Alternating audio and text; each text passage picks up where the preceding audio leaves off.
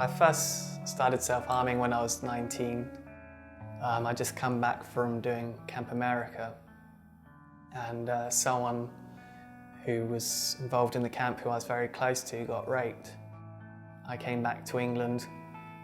I was on my gap year, so I didn't actually have anything set up. I came back to an empty house. And then I'd always kind of suffered with depression, and this really triggered a severe depressive episode, and my mind just started spiraling out of control. I felt really lost. I just didn't know what to do, so one day I lashed out and smashed a mirror and cut myself, and just the pain just really helped me to focus, and it just really cleared up what was going on in my head. So self-harm became my way of coping with the turbulence and the turmoil that was going on for me.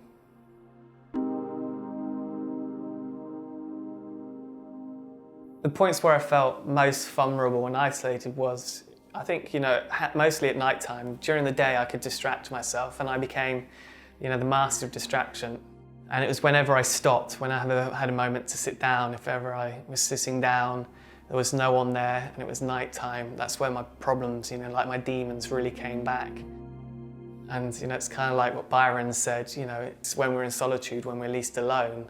And whenever I was in solitude, that's where my demons came out, and that's when I felt most vulnerable.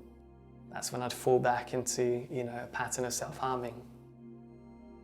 When I started university, I quickly became involved in a relationship, and she was, awesome. She was really, really understanding, and she encouraged me to get help. She really stood by me, and she was really supportive. And the best thing about it, and I think it's what anyone who goes through this, is they don't want the feeling that they're being judged. All she let me know is that she was there to support me, and if I wanted help, then she'd help me get help, which she did, so that was awesome. I went and saw a GP, and I told her about it. And I was like, look, I really need I need some help. I need some, psychological help. I need to see a therapist, a psychologist, or someone. And she said, well, clearly an intelligent person, why are you doing something so stupid? I just felt like a complete sense of failure, and really started a process of self-loathing because of that. And it just put me off seeing, professional help for quite some time. I just felt completely lost, and so that's why I continued to self-harm, because as strange as it may sound, that was my way of taking care of myself. How I see it now is I cut myself, maybe lots of little cuts, save me from, one big cut or a drugs overdose. So how is that not an act of love, if it's ultimately saved my life? Then luckily I met one GP who was really cool.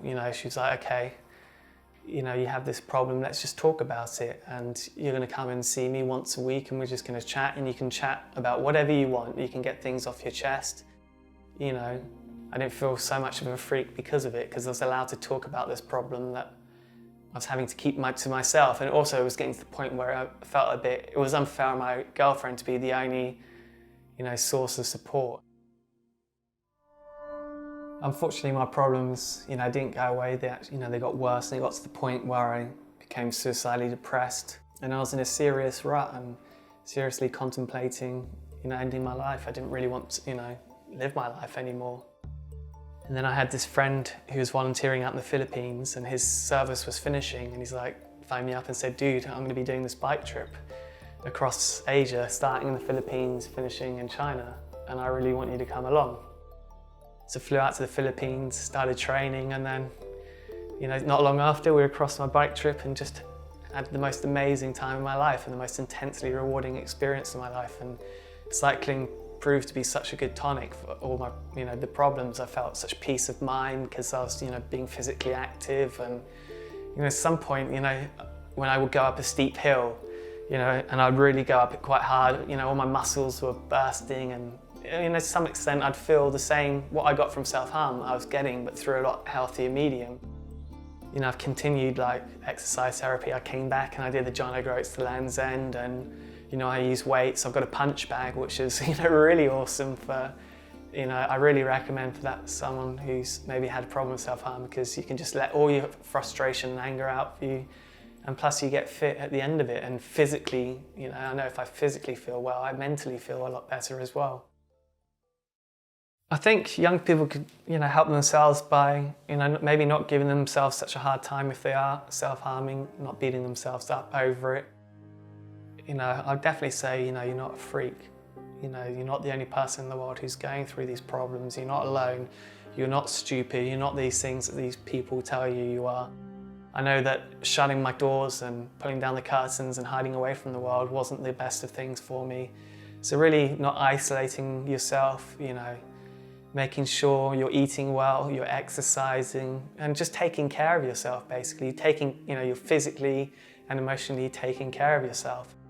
If I had one piece of advice, it would be to trust and have faith that there is light at the end of the tunnel. It may not be apparent, you may not believe it, and you may not want to believe it, but trust me, there is light at the end of the tunnel, and even if you can't see it, and just have patience and just keep on doing, take care of yourself, and you will find that light, I'm sure of it.